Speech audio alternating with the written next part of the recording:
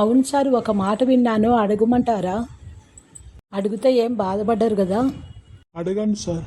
మీ కొడుకు పెళ్లి చేసుకొని ఇంటికి వచ్చాడంట కదా సార్? అవును సార్, పెళ్లి చేసుకొని కోడలతో సహా ఇంటికి వచ్చాడు. అదేంటి సార్, మీతో ఒక మాట చెప్పకుండా, మిమ్మల్ని ఒప్పించకుండా అలా వస్తే ఎలా సార్?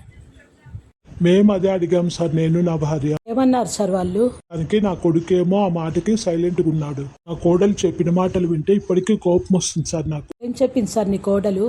అత్తయ్య మామయ్య ఇప్పటికే మా ఆయన్ని పెంచి పెద్ద చేసి చదివించి ఉద్యోగం ఇప్పించి ఇన్ని బాధ్యతలు మీ మీద వేసుకొని చేశారు. ఇక కూడా మిమ్మల్ని ఎందుకు ఇబ్బంది పెట్టడం అని నేనే బలవంతాన మీ అబ్బాయిని ఒప్పించి మన పెళ్లి మనమే చేసుకుందాము అని మీ అబ్బాయిని ఒప్పించాను. అన్ని బాధ్యతలు ఎన్ని రోజులని మీరు మోస్తారు?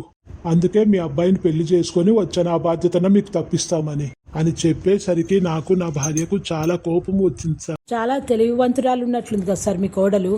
అవును సార్, మా అబ్బాయి పెద్ద ఉద్యోగంలో ఉన్నాడని కనుక్కొని మా అబ్బాయిని ఒళ్ళోకి వేసుకొని వాడిని నమ్మించి ఒప్పించి పెళ్లి చేసుకొని ఇంటికి వచ్చింది. పైగా మాకేదో బాధ్యతలు తప్పించేకి ఏదో త్యాగం చేసినాను అనేటట్లు చెప్తుంది సార్. ఏం సార్, ఇప్పుడు కాలం పిల్లలు ఇలా తయారయ్యారు. పెద్దవాళ్ళకి చెప్పించి చేసుకోవచ్చు కదా సార్. ఏంటో సార్, కాలం ఇలా తయారయ్యింది. మా కోడలు ఇలా మాట్లాడేసరికి మాకేం మాట్లాడాలో కూడా అర్థం కావడం లేదు.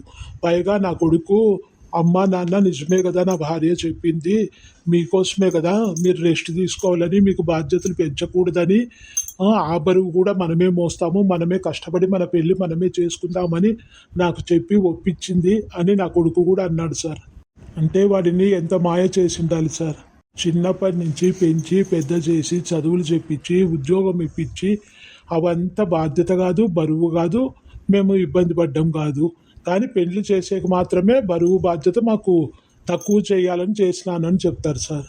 ఏం చేయాలి సార్, జరిగింది జరిగిపోయింది. ఇంకా సైలెంట్గా ఉండి మేము అడ్జస్ట్ కావాల్సిందే. ఇక నుంచి మా పరిస్థితి ఉంది సార్ ఇంట్లో. పాపం ఈ సారు భార్య పరిస్థితి ఏంటో. చాలా తెలివైన కోడలు వచ్చినట్టుంది.